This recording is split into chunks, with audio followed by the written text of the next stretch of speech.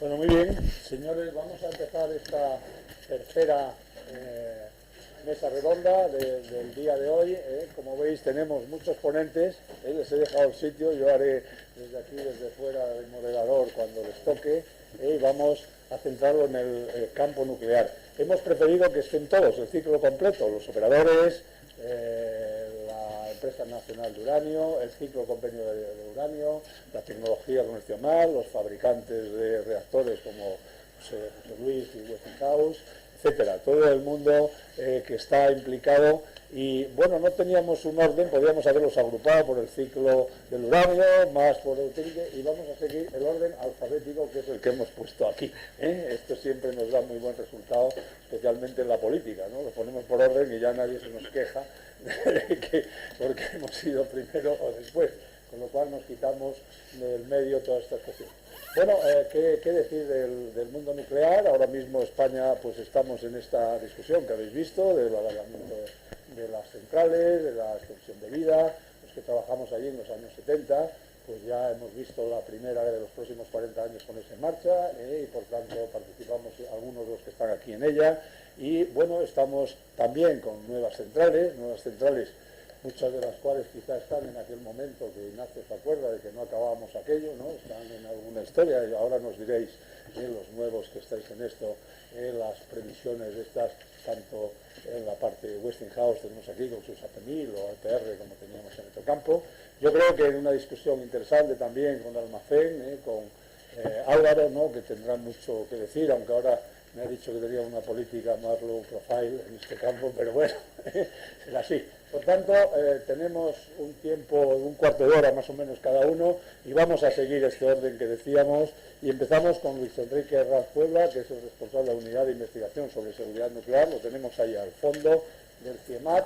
El CIEMAT tiene muy buena relación, nos ayuda en esto a través de Ramón Gabela, que ha venido mucho, y de Enrique González, que es el director de este área. Luis Enrique Herranz es profesor de investigación, desarrolló su carrera profesional en el CIEMAT, donde dirige la Unidad de Investigación de Seguridad Nuclear. Se doctoró aquí en la Politécnica y es máster en Ingeniería Nuclear, y ha trabajado en el CIEMAT en diversos campos y ha dado también clases en el ICAI, etcétera. Este es tu tiempo, ¿vale? 15 minutos. Voy a coger esto y me pongo aquí.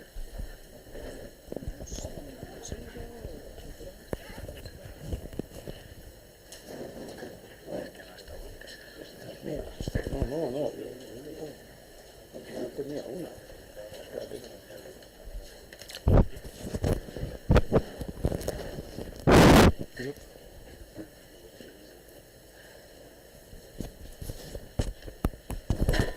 Sí, ¿no? Yo creo que no se oye.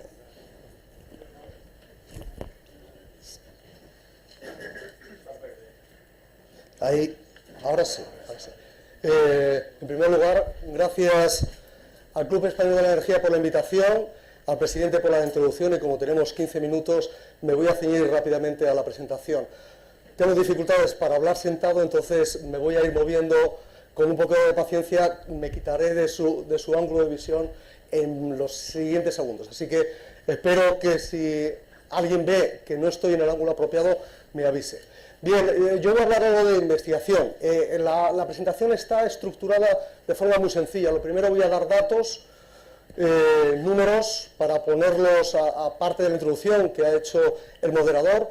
A continuación voy a hablar de lo que nos atrevemos a decir desde la investigación, que son realidades incontestables, y es evidente que nosotros no tenemos intereses económicos ninguno en esta tecnología nuclear, simplemente la investigamos, y a partir de ahí vamos a definir los retos y las oportunidades de investigación a corto y a medio y largo plazo. Y para esto tenemos 15 minutos, así que vamos a empezar con los números.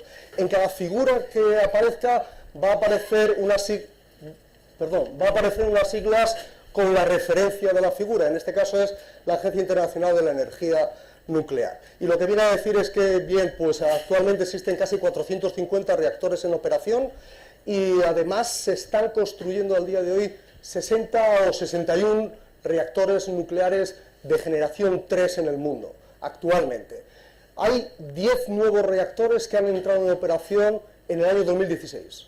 Y fue el segundo porque en 2015 también entraron otros 10 reactores nucleares, lo cual supone la mayor tasa de entrada de reactores nucleares en la red desde finales de los 80.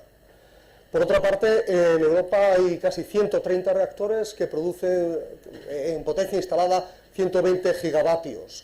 En Europa también se están construyendo nuevos reactores, no 60, pero sí 4, que es aproximadamente el 8%, porque la mayor parte de esos 60 reactores se están construyendo en Asia. Si nos trasladamos a España, pues hay algún dato adicional, como es que la potencia instalada nuclear es solo el 7,5% de la potencia total instalada. Sin embargo, en generación, en energía producida, producimos el 21,5% de la energía eléctrica consumida el año pasado. Si luego tienen ustedes tiempo para ir a través de la gráfica, pues las barras azules nos hablan de la potencia, perdón, de la producción, y las barras verdes de la potencia instalada. Así que va a haber un gran contraste entre la energía nuclear y el resto de la energía. Esto significa, entre otras cosas, que el año pasado hemos supuesto el 35,4% de la energía eléctrica generada sin emisiones de gases efecto invernadero. Bien, pues estos son datos y pasamos a realidades que yo gusto llamar incontestables. Y una de ellas es que es una fuente sin gases de efecto invernadero. Esta es una figura del World Nuclear Association de 2011, donde se puede ver cómo las energías basadas en combustibles fósiles están en la cota de esto está en toneladas equivalentes de CO2 por unidad de energía eléctrica producida, están en el orden de los 1000, descendiendo, y lo nuclear está en el orden de los 30. Y hay un cierto margen de error porque esto procede de un buen número de estudios y un buen número de distintos tipos de plantas, tanto nucleares como de combustión fósil, como de energías renovables. Así que, particularizando en España anualmente la producción de electricidad de origen nuclear supone el ahorro de 40 millones de toneladas de emisión de CO2 o gases equivalentes. Así que, si nos fijamos en los retos, desafíos que se ha planteado Europa y por ende España, resulta muy difícil plantearse el cumplimiento de los retos que emergieron de la cumbre de París en el 2015 sin contar con la energía nuclear. Por otra parte, es una energía limpia y con un mínimo impacto tanto en medio ambiente como en personas. Y aquí he tratado de centrarme fundamentalmente en uno de las áreas más denostadas, que es la gestión de residuos radiactivos de alta actividad, para poner un ejemplo diciendo que existen soluciones tecnológicas que son optimizables. Y precisamente, como veréis, en lo que trabaja la investigación es en la optimización, pero ya existe, y aquí esto es un ejemplo donde podéis ver el almacenamiento geológico profundo, que ya está en construcción en algunos países, no de tecnología incipiente como Finlandia, y será un hecho en aproximadamente una década. Más realidades incontestables, pues es una fuente fiable. Con fuente fiable queremos decir que tenemos una escasa dependencia exterior, lo cual habla de dos cosas. Primero, que nuestras relaciones comerciales, por ejemplo, para el recurso, como nos dirá Roberto luego, son con países, primero, múltiples y además ciertamente estables políticamente, al menos en buena medida. Y además tenemos una industria autóctona, tanto en la primera parte del ciclo como en el ciclo final y, por supuesto, los operadores. Está bien adaptada a la energía de base. El año pasado tuvimos un factor de operación, número de horas trabajadas respecto al total, las 8.770, superior al 90%.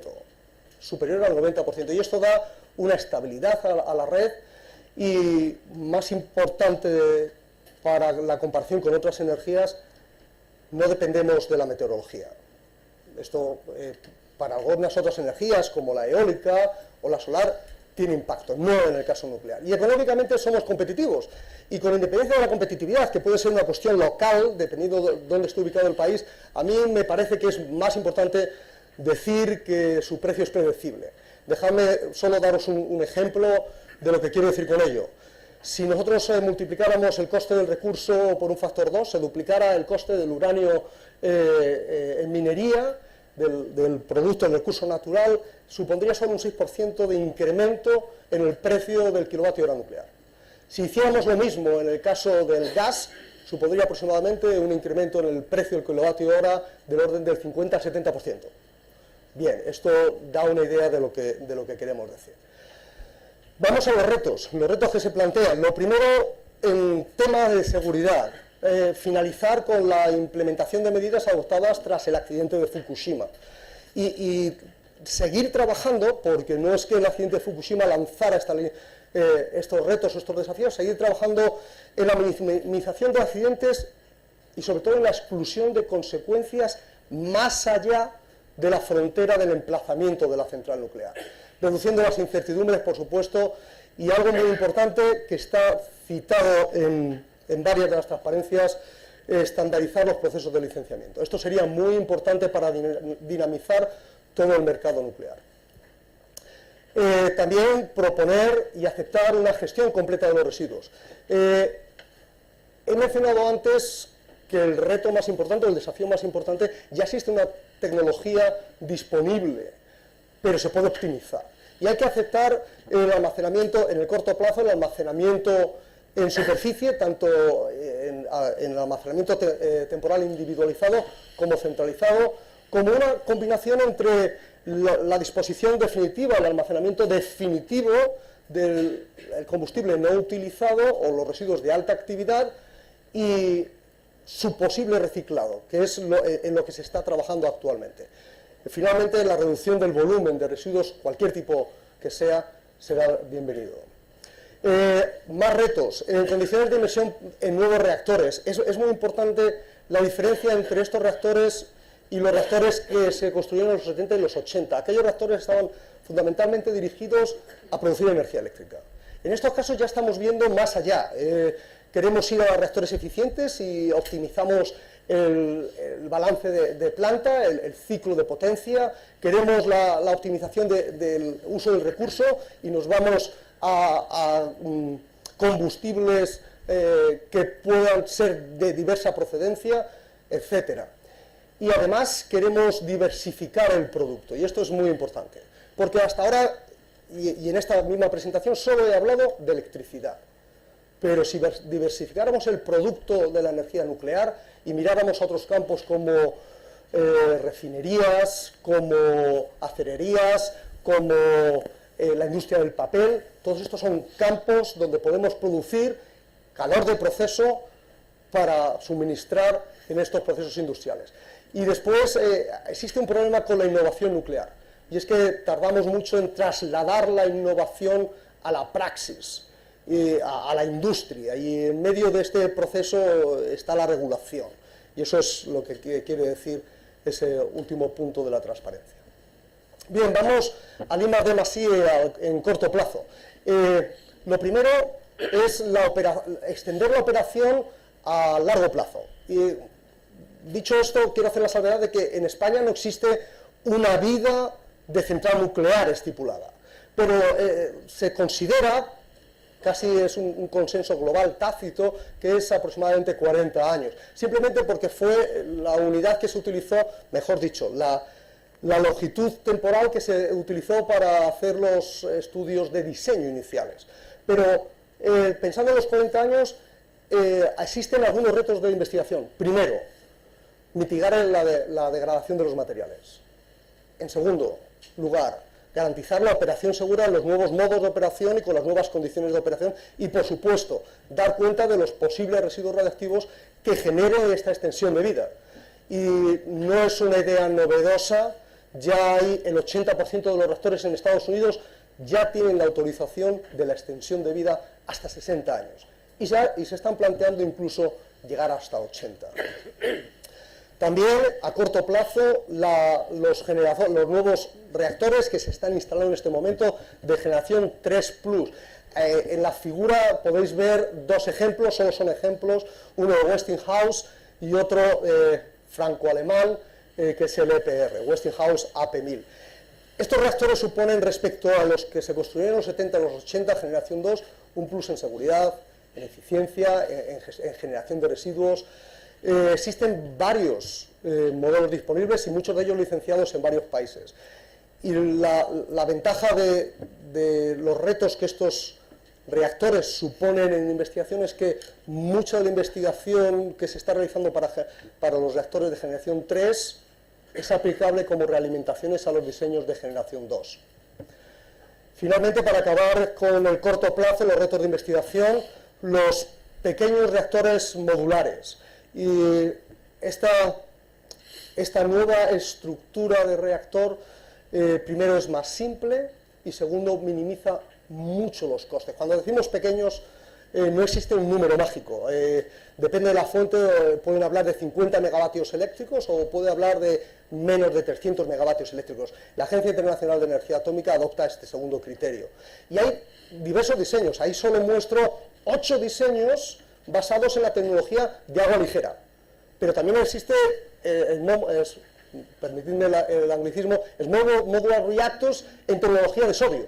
Y, por supuesto, también en tecnología de reactores de alta temperatura refrigerados por gas. Bien, pasamos al medio y largo plazo y están los reactores no de generación 3, sino de generación cuarta. Y aquí es muy importante lo que os he dicho antes del diseño integral, porque nos estamos ocupando también de la duración del recurso. Estos reactores se supone que van a poder utilizar combustibles de diversa procedencia, incluso reciclado. Y esto tiene importancia no solo en el posible ahorro, en el coste de combustible, sino más importante en que podemos pasar de horizontes temporales de centenas de años a decenas de miles de años. Del orden, las últimas estimaciones en documentos de la OECD, de la NEA, del orden de 20.000 años. No menos importante, se van a procurar la transmutación de algunos radionúcleos. Por supuesto, la transmutación ocurre ya en los reactores actuales, pero aquí se puede adaptar, se está estudiando para adaptar esa transmutación, esa transformación de los radionúcleos que duran larga vida a radionúcleos que en menos de 200 o 300 o 400 años ya tienen un impacto radiológico por debajo del nivel umbral. Con lo cual, la necesidad física de volumen en el AGP, almacenamiento geológico profundo, además de su duración hasta llegar a ser un emplazamiento sin impacto radiológico alguno, se minimizaría ostensiblemente. Y finalmente, la cogeneración nuclear. La cogeneración nuclear, no hace falta que la explique en este foro, pero es simplemente mirar a la energía nuclear como una fuente de calor de proceso y ser conscientes de que se puede aplicar en muchos campos. Hace algunos años, hace como 10 años, algunos que hablábamos de este tema, nos centrábamos en la producción de hidrógeno, porque para la producción de hidrógeno se necesitan muy altas temperaturas, sobre todo cuando nos basamos en ciclos termoquímicos, temperaturas por encima de los 850 grados centígrados, para la descomposición del sulfúrico. Bien, con independencia de dónde está ese rango, o si somos ahora mismo capaces de llegar con los materiales que tenemos, sí que somos ya capaces de, con reactores de alta temperatura,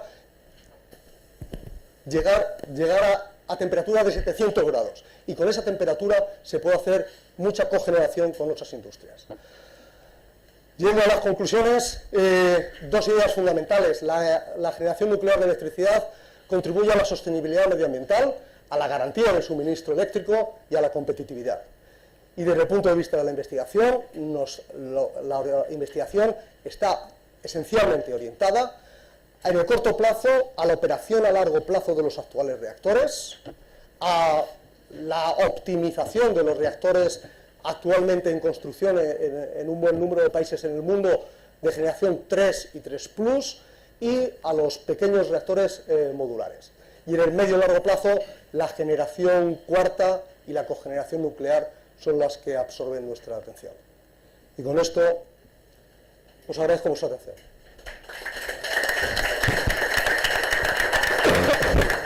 Muchas gracias, Luis Enrique. A continuación vamos a a ver la presentación de la primera utility que tenemos hoy. Ahí tenemos a Juan María Moreno. María es ingeniero de caminos, canales y puertos, es director general nuclear de Endesa desde octubre del 15, me parece, lleva Endesa desde el 97 y ha ocupado puestos así en España de control, en distribución y en Italia también como director de planificación y control. María, desde ahí o como quieras. Muchas gracias. Muchas gracias, Arcadio, muchas gracias al club por invitarme a esta oportunidad. Creo que hay que aprovechar en este momento todas las oportunidades que se nos presentan para poder explicar la necesidad de la energía nuclear, que se encuentra, como el resto del mix, pero probablemente en modo más particular la energía nuclear, en la definición de cuál debería ser su futuro, ¿no? La definición de su futuro en el marco del Plan Integral de Energía y Clima que se mencionaba al inicio de estas jornadas, en la que creo que el papel de la energía nuclear tiene que ser absolutamente fundamental. Yo empezaría haciendo algunas preguntas, ¿no? Es decir, ¿nos creemos que en el año 2050 deberemos tener una economía totalmente descarbonizada para no destruir el planeta? Mi respuesta es un sí. Para ello, creo que es absolutamente imprescindible electrificar la demanda energética en general. Antes se mencionaba el transporte, que seguramente hasta ahora ha sido el gran olvidado y deberá entrar también en esta tendencia de electrificación. Y evidentemente, si tendemos a una electrificación de la demanda, la producción de la energía eléctrica que será necesaria para dar respuesta a esas necesidades tendrá que ser evidentemente una producción descarbonizada, si queremos efectivamente alcanzar en ese horizonte del año 2030 y más allá en el año 2050 los grandes objetivos medioambientales que nos hemos fijado como país, como Unión Europea y como conjunto de la humanidad, ¿no? La pregunta en este punto, por lo tanto, sería si creemos en todo esto, si es necesaria o no la energía nuclear para dar respuesta a estos grandes retos que se nos presentan. Y aquí mi respuesta también va a ser un sí, y va a ser un sí desde 3 puntos de vista. En primer lugar, desde el punto de vista de la continuidad del suministro, la seguridad del suministro. Creo que la gran mayoría, o si por no decir todos los operadores y también otros organismos, hemos hecho ya evidentemente nuestros análisis de a qué nos enfrentamos con estos horizontes del año 2030 o 2050 y creo que nos llevan a poder afirmar que el índice de cobertura estaría por debajo del famoso 1,1, que sería el límite mínimo que sería sostenible, o incluso por debajo de la unidad allá por el año 2030 en el caso de cerrar el parque nuclear actual. Por lo tanto, ya desde el punto de vista de la seguridad de suministro, creo que no es posible poder afrontar un cierre de las centrales nucleares como determinadas voces proponen. Si ese hipotético cierre de las centrales nucleares tuviese que ser cubierto, por ejemplo, con energía renovable, como se nos comenta, las cifras son del orden de una necesidad de unos 60.000 megavatios de potencia instalada de hoy, incremental, de hoy al año 2030. Ya a día de hoy necesitamos del orden de 30.000 megavatios instalados para, con el mix que tenemos hoy, es decir, teniendo en cuenta una energía nuclear tal y como la que tenemos hoy, para poder responder a los objetivos ambientales del año 2030. Si quisiésemos prescindir del parque nuclear actual, serían necesarios otros 30.000 megavatios de hoy al año 2030.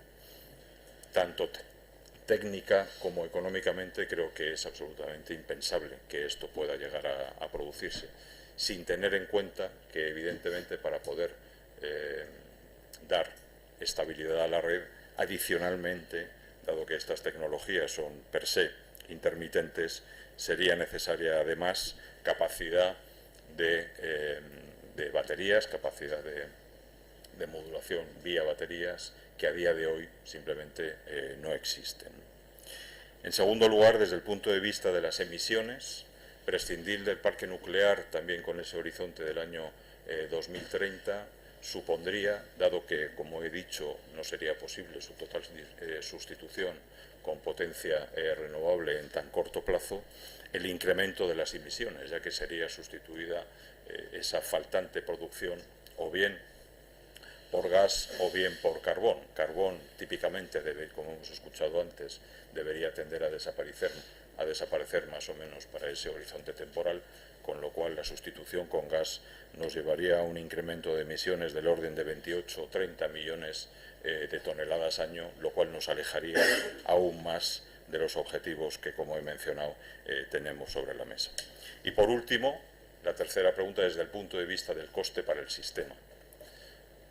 Prescindir de la energía nuclear en ese horizonte supondría un incremento de unos 10 euros por megavatio hora en el coste de la energía en el sistema, es decir, es aproximadamente un incremento del 25-26% respecto de los niveles de precio que a día de hoy estamos viviendo, que como sabéis se sitúan en el entorno de los 40-45 euros megavatio hora. Por lo tanto, desde los tres puntos de vista, seguridad de suministro, objetivos ambientales, coste para el sistema, creo que podemos afirmar que la energía nuclear es absolutamente imprescindible en este proceso de transición hacia la economía totalmente descarbonizada.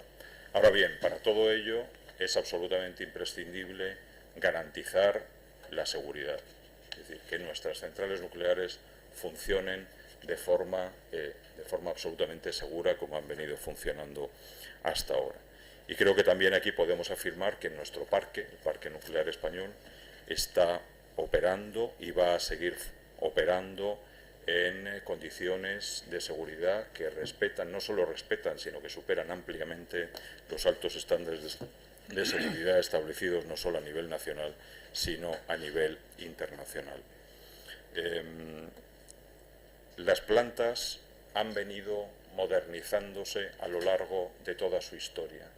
Esta mañana una persona a la entrada, comentando un poco estos temas, me decía, no, además esto es fenomenal porque estas plantas están totalmente amortizadas. Absolutamente no, no es cierto. Y no están amortizadas por una sencilla razón. Por cada 10 euros que invertimos en la construcción de nuestras plantas, en los últimos 20 años hemos invertido otros 6. Por cada 10 hemos invertido otros 6 en los últimos 20 años. Inversiones que se han dedicado a sustitución de equipos fundamentales, a modernización, mejora de eficiencia de las plantas, pero fundamentalmente a mejora de seguridad. Hoy, sin ninguna duda, el parque nuclear español funciona con unos niveles de seguridad infinitamente mejores a los que tenían las plantas en el inicio de su operación, allá por los años, inicio de los años 80 o mediados de los 80. Y creo que eso lo puede asegurar cualquiera de las personas que están sentados en esta mesa. Y precisamente porque hemos hecho estas grandes inversiones es por lo que las plantas hoy no están amortizadas, evidentemente, porque hemos ido añadiendo un gran volumen de inversión a lo largo de los años. No por último, menos importante, como mencionaba Luis Enrique antes, todas las mejoras, los nuevos sistemas que se han prácticamente terminado de implantar en finales del año 16 y principios del año 17, derivados de los stress test post-Fukushima, que prácticamente podemos decir que ya todas las plantas españolas han terminado su implantación.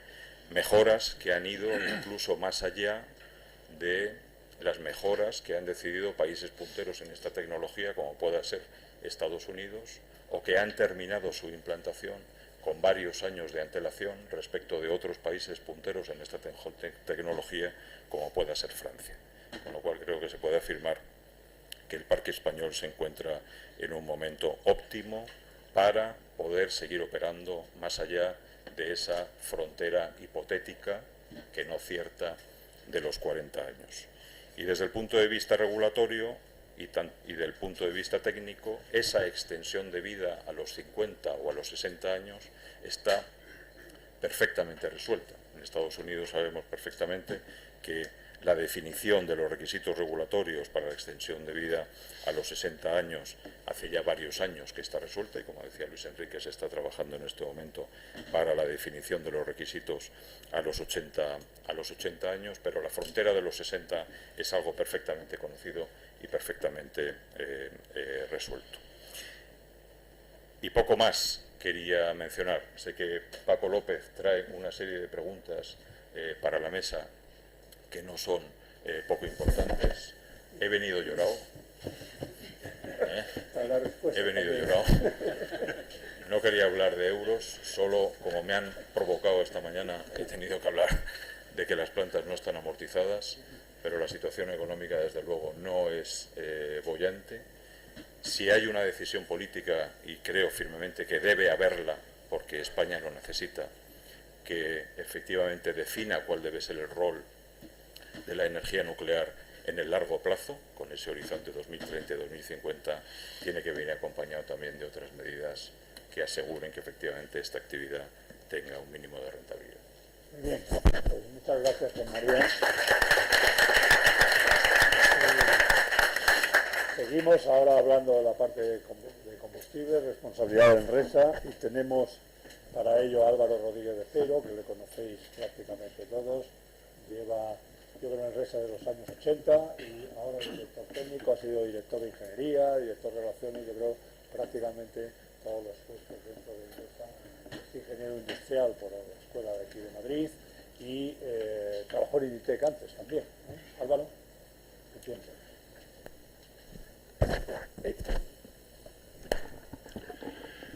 Muchas gracias, Arcadio. Muchas gracias al club. Buenos días a todo el mundo. Yo os voy a hacer una presentación muy básica, muy somera, acerca de cómo está organizado la segunda parte del ciclo de combustible nuclear aquí en España, lo cual quiere decir la gestión de residuos radiactivos.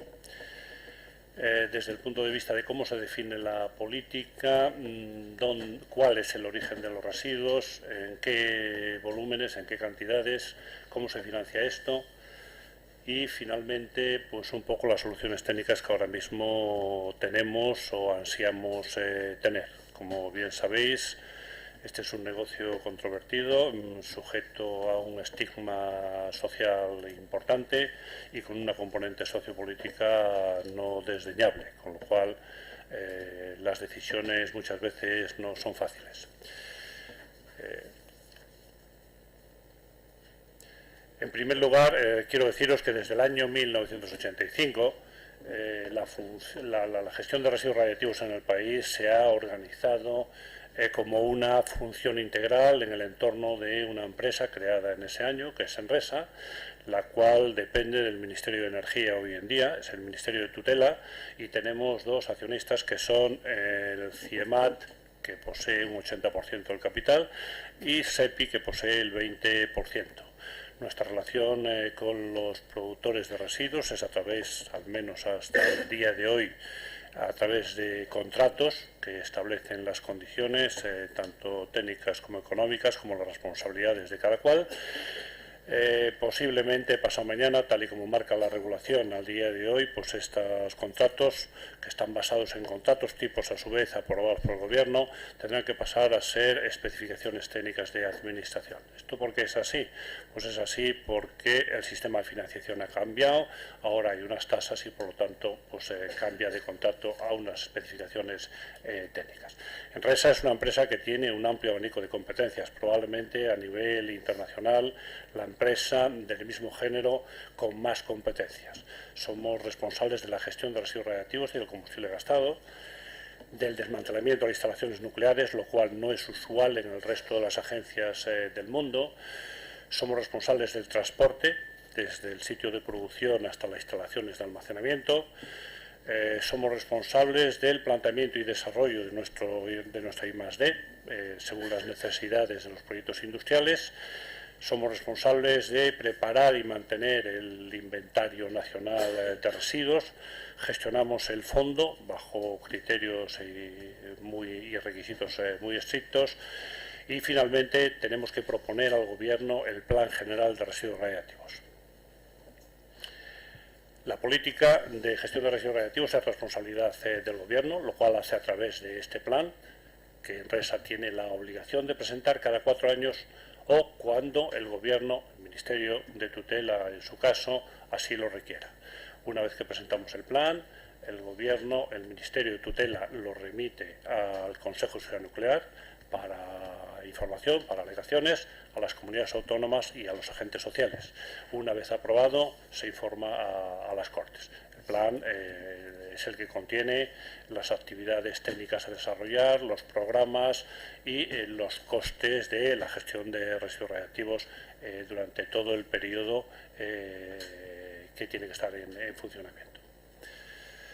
¿De dónde proceden los residuos radiactivos? Pues lógicamente del ciclo de combustible nuclear en su mayor parte, aquí en España en concreto de las instalaciones de las centrales nucleares y de la planta de juzgado que es la de fabricación de combustible que opera en USA, en la provincia de Salamanca.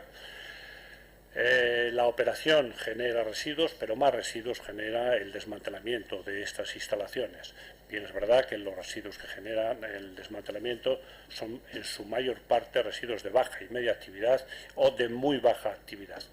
Y en último término hay una componente muy pequeña pero muy dispersa, lo cual nos supone mucho trabajo, que es toda la utilización de radioisótopos en la industria son potenciales generadores de residuos. Las aplicaciones médicas, investigación, en la industria de distinta índole. Y estas son las 3 fuentes fundamentales. Aquí en España, los potenciales productores, pues tenemos 10 reactores instalados en 8 emplazamientos, de los cuales ahora mismo 7 están en funcionamiento, 1 está en parada y 2 en fase de desmantelamiento. Está la planta de fabricación de combustible de Nusa, que he mencionado anteriormente. Ha habido reactores experimentales o de investigación en CIEMAT y en la Universidad Politécnica de Bilbao y de Cataluña, que ya están desmantelados. Y ha habido actividades en la primera parte del ciclo de minería del uranio y de plantas de concentrados para la fabricación de combustible. Y el resto son las 900 industrias de utilización de radioisótopos que os mencionaba anteriormente. ¿Cuáles son los volúmenes? Bueno, pues los volúmenes de residuos que se generan en el país son relativamente pequeños comparados probablemente con otro tipo de residuos. Estamos hablando, para una hipótesis de funcionamiento de las centrales de 40 años, de unos 200.000 metros cúbicos de residuos acondicionados ya generados o que se van a generar durante la vida de estas centrales, que si las centrales funcionaran hasta 50 o hasta 60 años, pues el incremento de residuos no sería muy grande, sería a 50 años un 4% y a 60 años otro 4%. ¿Por qué es esto? Porque el desmantelamiento prácticamente genera el mismo tipo de residuos y las mismas cantidades funcionen 40, 50 o 60 años. La diferencia en activación o en contaminación no va a ser muy grande. En lo que son los residuos de alta actividad, tenemos del orden de unos 10.000 metros cúbicos. Esto corresponde, siempre hablando de 40 años de vida de las centrales, esto corresponde a las 7.000 toneladas que van a descargar de uranio, que van a descargar, de combustible gastado que van a descargar estas centrales, más a una pequeña cantidad de residuos de alta actividad que tenemos que traernos de Francia, como habéis escuchado a lo largo de todos estos años, debido al reproceso del combustible gastado de la central nuclear de Vandellós 1, y que precisamente el día 30 del mes de junio pasado pues ha vencido el plazo que teníamos para empezar a pagar las penalizaciones correspondientes por permanecer esto en Francia. Y luego tenemos una serie de residuos de media actividad que no cumplen criterios de aceptación por actividad para poder ir al Cabril y por lo tanto tendrán que ir con la solución de alta actividad. Esto proviene básicamente de los desmantelamientos, de lo que es la parte de los internos del reactor tiene un nivel de actividad que no llega a alta actividad, pero sí no cumple con criterios de aceptación para ir al Cabril. ¿Cómo se financia esto? Bueno, pues inicialmente el sistema de financiación estaba externalizado. Quiere esto decir que se pagaban las facturas de energía eléctrica con independencia del origen de la electricidad. Ese era el sistema inicial desde que Enresa se creó. En el año 2005 ha habido una internalización parcial y en el año 2010 ha habido una internalización total. Desde ese tiempo, evidentemente, esto cumple con el principio de quien genera los residuos son los que tienen que hacerse cargo de los costes. Y esto se hace a través de dotaciones a un fondo que es el Fondo para la financiación de todas las actividades del Plan General de Residuos Radiactivos, que se nutre a través de unas tasas y se nutre a través de los retornos financieros debido a las inversiones que la empresa puede hacer al gestionar el fondo bajo requisitos muy estrictos. Las 4 tasas que existen ahora mismo, la primera es la tasa dedicada a la tarifa eléctrica. Esta tasa es para cubrir los costes de gestión de residuos radiactivos y de desmantelamiento de las centrales nucleares, que fue de las centrales que han parado con anterioridad al año 2010, que fue cuando se ha internalizado. Está la tasa correspondiente a las centrales nucleares, que podemos decir que básicamente es la alimentación del fondo del 99 punto algo %, que lo que hace es gravar el kilovatio hora de origen nuclear que se está generando. La tercera tasa es la tasa de la planta de juzgado por la gestión de los residuos radiactivos que genera y su desmantelamiento, y la cuarta tasa es por lo que llamamos pequeños productores. Son las tarifas que se cargan a los pequeños productores a la utilización de radioisótopos en los residuos que tengamos que recoger. Este fondo es gestionado por Enresa y es supervisado por un comité de seguimiento y control que está liderado por el secretario de la Energía, y a su vez, pues evidentemente el fondo está sujeto a todas las auditorías posibles que veis allí en la parte derecha. Desde el punto de vista tecnológico, ahora mismo para la gestión de residuos de baja y media actividad tenemos unas instalaciones, tenemos un sistema integral que funciona focalizado en una instalación de almacenamiento que hemos tenido la suerte de poder disponer desde el comienzo de la vida de Enresa, que está en el Cabril, en la provincia de Córdoba, en el municipio de Hornachuelos.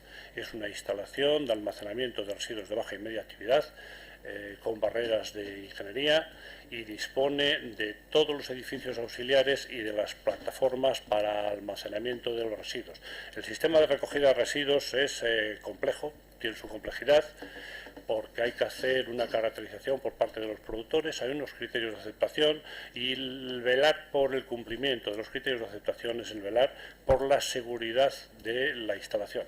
El análisis de seguridad de la instalación está basado fundamentalmente en los criterios de aceptación. Quiere esto decir que en la medida en la que seamos capaces de garantizar que lo que estamos metiendo en la instalación es aquello con lo cual hemos hecho el análisis, pues estaremos cumpliendo con. Desde ese punto de vista, los criterios de aceptación y la metodología de aceptación es tan importante o más que las propias barreras de ingeniería de la instalación y del propio emplazamiento. La instalación está en funcionamiento desde el año 92. Para residuos de baja y media actividad tenemos una capacidad de unos 50.000 metros cúbicos. El diseño inicial era para 100.000, pero bueno, pues un requisito del Consejo de Seguridad Nuclear, porque quería que eso fuera recuperable, pues hemos tenido que diseñar un contenedor, y lo que recibimos acondicionado de los productores lo tenemos que reacondicionar en contenedores de hormigón, y hemos perdido pues prácticamente mitad de la capacidad. A su vez, desde el accidente de Acerinox de fusión de una fuente en la planta de Los Barrios, pues nos hemos dado cuenta que junto con los residuos de muy baja actividad que se generan en los desmantelamientos, este tipo de instalación era muy caro y era desperdiciar requisitos importantes para residuos que no necesitaban tal protección. Con lo cual, con ayuda de la Comisión de Industria en su momento del Congreso, pues se ha desarrollado unas instalaciones de muy baja actividad que están ahora mismo en funcionamiento desde el año 2008. Con lo cual, en el Cabril tenemos instalaciones para baja y media actividad, que son esas plataformas con barreras de ingeniería, con 300 años de vigilancia institucional, y luego tenemos una instalación de muy baja actividad para residuos de muy baja actividad, que tienen una vigilancia institucional de 60 años y con una capacidad de 130.000 metros cúbicos. Lo cual quiere decir que tenemos pues capacidad casi total en la instalación para todos los residuos. Lo que no tenemos es una generación adecuada entre muy baja, el reparto entre muy baja y media. Por lo tanto, tenemos que intensificar pues tecnologías de reducción de volumen, métodos de caracterización más desarrollados y básicamente ahora mismo en lo que es la parte de baja y media, un reto tecnológico que tenemos es la gestión del grafito. El grafito es un moderador que se utilizaba en la central nuclear de Vandellós 1 y desgraciadamente no tenemos solución al día de hoy todavía. No es una carencia de España, sino que es una carencia a nivel mundial, y bueno, estamos trabajando con otros países para tratar de esto. Estaríamos hablando de unos 3.000 o 4.000 metros cúbicos. No es una cantidad muy importante en España, pero suficiente como para que fuese muy caro gestionarlo con los residuos de alta actividad, y por lo tanto queremos gestionarlos aquí, pero todavía no tenemos una solución implantada. La parte de alta actividad. En España la política es ciclo abierto. En España se ha reprocesado combustible hasta el año 83. El Plan Energético Nacional del año 83 decidió que no se reprocesaba. Esto coincide con la política de Estados Unidos, de Carter, una vez que se producen el hallazgo de la bomba atómica, por así decirlo, en India. Los americanos se preocupan mucho y por lo tanto empiezan a prohibir el reproceso. Eso a nosotros nos ha tocado, y el reproceso en este país desde el año 83 no se lleva. Hasta el año 83 se ha reprocesado pues cantidades de residuos de las centrales de primera generación, de Zorita, de Garoña, y todo el combustible gastado de la central nuclear de Vandellós 1, que por razones técnicas de almacenamiento de ese tipo de combustible en piscina pues no podía, y eso es lo que nos genera al día de hoy la responsabilidad de tener que devolver de Francia esa parte de residuos de la central el contrato de Garoña. Solamente generaba la parte de uranio y plutonio. El uranio y el plutonio ya los tenemos colocados y por lo tanto no es una liability, y el contrato de la central de Zorita no ha generado ningún tipo de devolución al país, ni de productos fisiles ni de residuos radiactivos. El objetivo final, como antes mencionaba Luis Enrique, es el almacenamiento definitivo de formaciones geológicas. Este país, Enresa en concreto, ha investigado y desarrollado bastante trabajo desde el comienzo de la vida de la empresa en el almacén geológico profundo.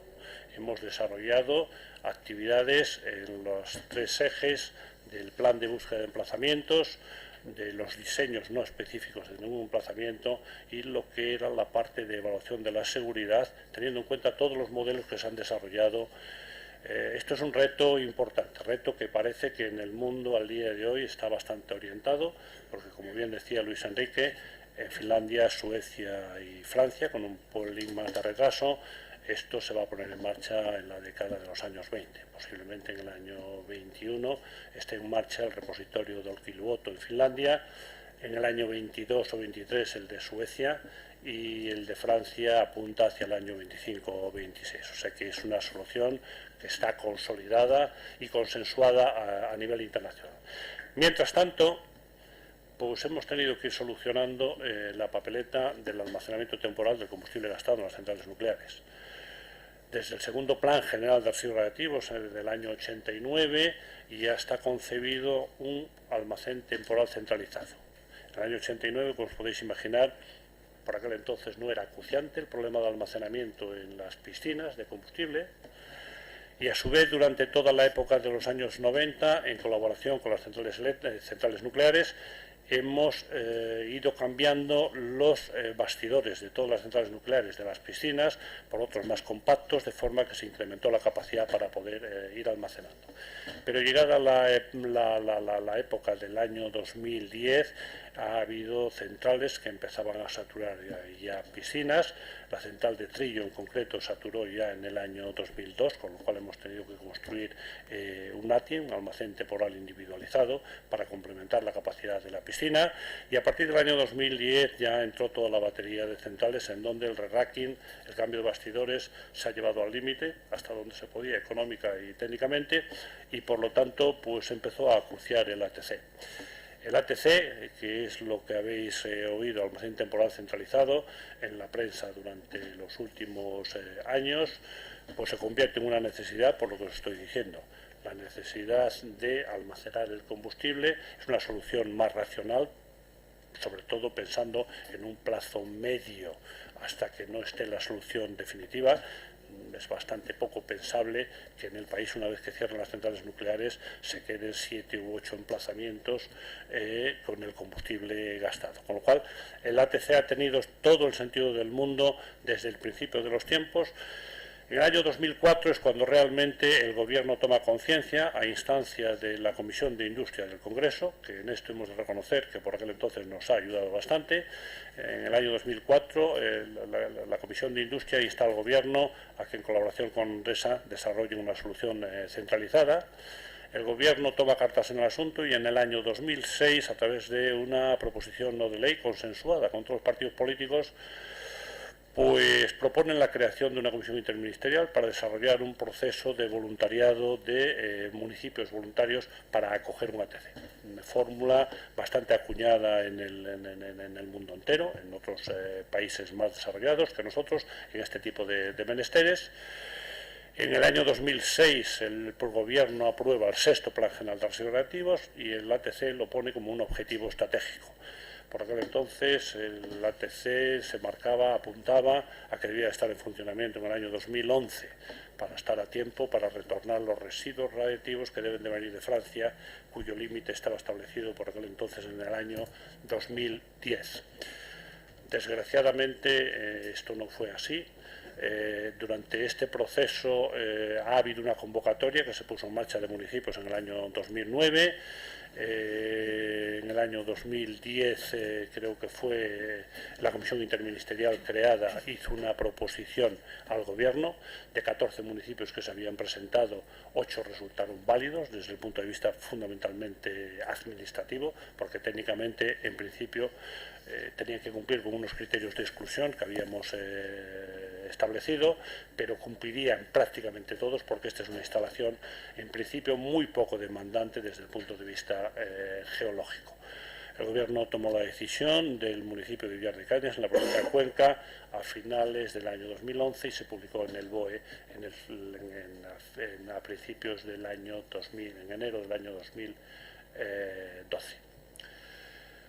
Bueno, la instalación del ATC desde el punto de vista tecnológico es una instalación de almacenamiento en bóvedas. Quiere esto decir que son unos tubos de almacenamiento metálicos en donde se confinarán las cápsulas en donde se incluirá el combustible gastado. Tiene fundamentalmente 3 partes, una de recepción, otra de proceso, que es en donde se cambia de los contenedores de transporte a las cápsulas de almacenamiento. Es una instalación pasiva, refrigerada por métodos puramente convectivos. Esto es la disposición. En principio la instalación no solamente es el almacenamiento, sino que lleva unos laboratorios, teniendo en cuenta que al disponer de unas celdas calientes pues podríamos manejar el combustible gastado y por lo tanto hacer investigación. Esto es lo que os contaba antes de todo lo que hemos hecho con el AGP.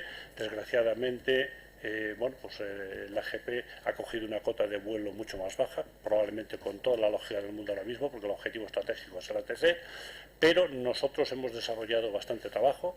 En el plan de búsqueda de emplazamiento sabemos a ciencia cierta y tenemos conocimiento fidedigno de que existen formaciones geológicas en el país para poder acoger un almacén geológico profundo, tanto en formaciones de arcilla como en formaciones graníticas. 2 pinceladas acerca del desmantelamiento. El desmantelamiento es otra de las actividades de la empresa. Ahora mismo tenemos 2 centrales en desmantelamiento, una que es la central de Vandellós 1, que está en fase 2 de desmantelamiento. Se ha desmantelado todos los edificios auxiliares, se ha reducido el cajón del reactor y solamente queda el cajón del reactor en donde se acumula básicamente el grafito, que era el moderador, junto con las camisas de grafito de los elementos de combustible. Y hemos dejado un periodo de latencia de 25 años, básicamente para encontrar una solución para el grafito y, en segundo término, y no menos importante, para disminuir la actividad del cobalto 60, que tiene una vida de 60 años y tiene unas gamas que pegan mucho, y por lo tanto cuando haya que desmontar todo el reactor que se pueda trabajar en condiciones más favorables. Ahora mismo está desmantelando la central de José Cabrera, de Zorita. Empezamos en el año 2010, pensábamos que podríamos tenerla completada en el año 2016, pero desgraciadamente el programa se nos va a ir un poco más y vamos a llegar al año 2019. Hemos tenido que construir un ATI para descargar el combustible de la piscina y ahora mismo el programa está en un grado de avance aproximadamente del 82-83%. Y esto es todo. Muchas gracias. Gracias. Álvaro, muchas gracias. Vamos a pasar ahora a la primera parte del ciclo con ENUSA, con Roberto González Villegas, que es director de Desarrollo de Negocios y Tecnología de ENUSA, es licenciado en Físicas y por la Junta de Energía Nuclear también, el máster que hacía la Junta, y lleva en ENUSA desde el 84, ¿no? Ocupando, Roberto, casi todos los puestos allí también, en ingeniería y muchos. Por favor. Muchas gracias. Sígueme los 15 minutos, ¿no? Que Álvaro se me ha pasado un poco. Muchas gracias al Club de la Energía por dar esta oportunidad a ENUSA, que en la ocasión anterior no pudo participar. En mi caso me voy a centrar en el ciclo de combustible, en la primera parte. Bueno, la primera parte empieza con las actividades de exploración, actividades mineras, y termina en la operación del combustible en las centrales nucleares. El almacenamiento, ya a partir de ese instante, sobre todo el almacenamiento en seco, que es por lo que está apostando este país, pues digamos que sería casi el inicio de la segunda parte del ciclo de combustible. ENUSA tiene un doble papel en relación con la primera parte en sus orígenes y de hecho pues, es conocida como Empresa Nacional del Uranio, aunque ya ese nombre no corresponde a la empresa, pero sí que hemos mantenido el anagrama, y ENUSA pues, es la razón de ser, es la marca que nos reconoce en España y a nivel internacional. Su origen fue la exploración y la explotación de las minas de uranio que había en el país. Porque España tuvo la mina de uranio más importante en Europa, digamos en Europa occidental. Y la tuvo en explotación hasta el año 2000. Y desde el año 2000 pues estamos en fase pues, de restauración minera de las instalaciones que en su momento operaron la planta de fabricación de concentrados y evidentemente toda la zona en la que tuvo lugar la explotación minera. Y digo estamos porque es una actividad que no quiero desanimar a aquellos que se quieran dedicar a la minería, y sobre todo a la minería del uranio, pero llevamos 17 años de restauración y los que nos queda. Es una actividad que, bueno, desgraciadamente o afortunadamente, no sé cómo mirarlo, pero en nuestro caso pues genera un montón de fondos de la empresa que se dedican a esta actividad, y las estimaciones que en estos momentos hay es que alrededor de 150 millones de euros se van a dedicar a la restauración. No hemos hecho los cálculos de lo que obtuvimos explotando las minas, pero desde luego una cifra es muy inferior a esos 150 millones de euros, que es la cifra que hoy en día manejamos. Bueno, en relación con la minería, luego el otro papel que tiene ENUSA, muy importante en relación con la energía nuclear de este país, es que actuamos como pool de compras de todos los componentes del uranio para las centrales nucleares españolas. Fabriquemos o no el combustible que se va a irradiar en esas centrales, nosotros compramos todas las necesidades de uranio. Tenemos un contrato con las eléctricas propietarias de las centrales nucleares que operan las centrales españolas, y este contrato lo vamos renovando. Y bueno, pues como antes decía Luis, hay un aspecto muy importante en el negocio del uranio y en la minería del uranio, y es que está muy diversificado. Yo creo que es una gran ventaja que nos permite, primero, tenemos contratos muy diversificados, existen minas muy importantes en los países occidentales, en concreto en Canadá, en Australia, en Estados Unidos, y eso permite una cierta estabilidad al mercado del uranio. Luego vamos a ver el nivel de reservas que existen en estos momentos o que están categorizadas en estos momentos, pero nos da una cierta tranquilidad de ver una perspectiva a muy largo plazo del futuro de la energía nuclear.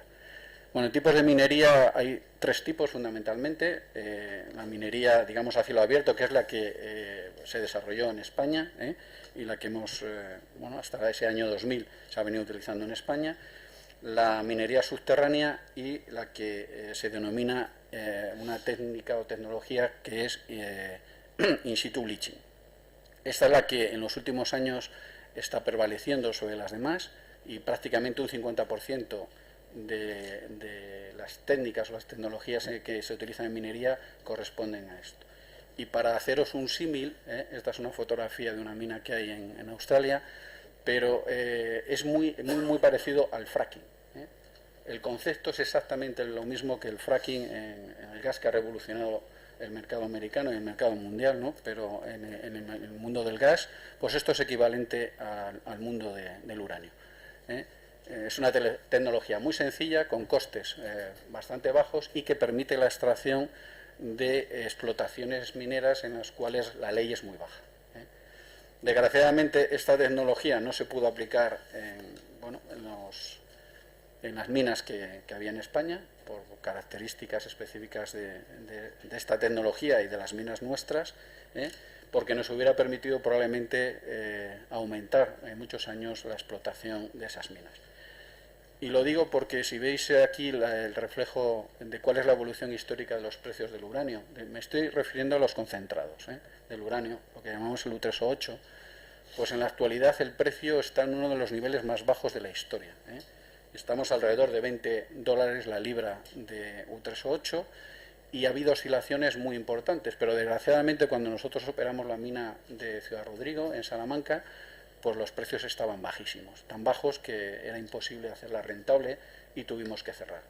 Pero en función de uranio hay gran cantidad de uranio. La ley es baja, el coste no es despreciable de su extracción, pero la principal motivo, la principal razón por la cual tuvimos que cerrar esa actividad fue el precio que en ese momento existía en el mercado, que llegó a $9 la libra.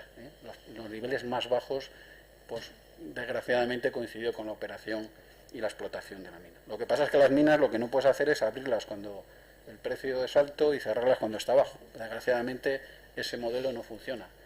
Antes hemos visto, bueno, hay otras instalaciones y otros centrales que sí que se puede hacer, pero en este caso no.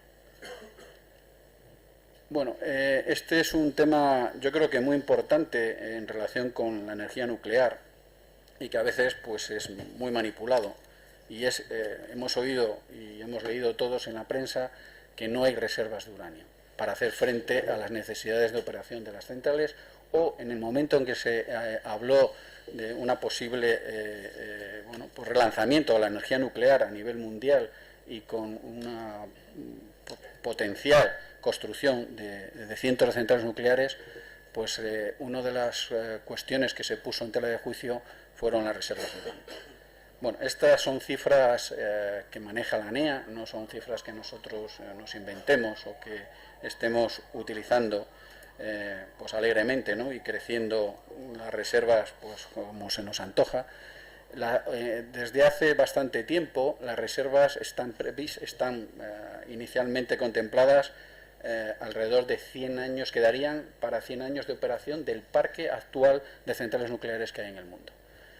Bueno, pues 100 años son muchos años, evidentemente, y aparte estas reservas, digamos, son reservas conocidas y explotables, a unos niveles de costes que son los costes que en estos momentos conocemos, porque el uranio es uno de los es un componente muy abundante en la naturaleza, iba a decir uno de los más, es un elemento muy abundante, y existe prácticamente en el mar. Hay cantidad de uranio, por ejemplo, que evidentemente lo que hay que ver es cuáles son los costes de extracción, los costes de procesamiento del uranio y realmente eso es lo que hace que esas reservas puedan ir oscilando en función del coste de extracción del mismo y de la competitividad frente a otras fuentes de suministro.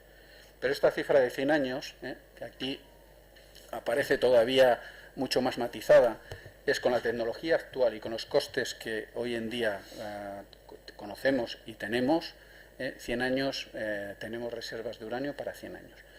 Pero esa cifra puede aumentar de forma exponencial, Luis lo ha mencionado antes, y puede llegar hasta 20.000 años, y lo que se utiliza son tecnologías de reactores rápidos en los cuales lo que se hace es reciclar el uranio y volver a reutilizarlo.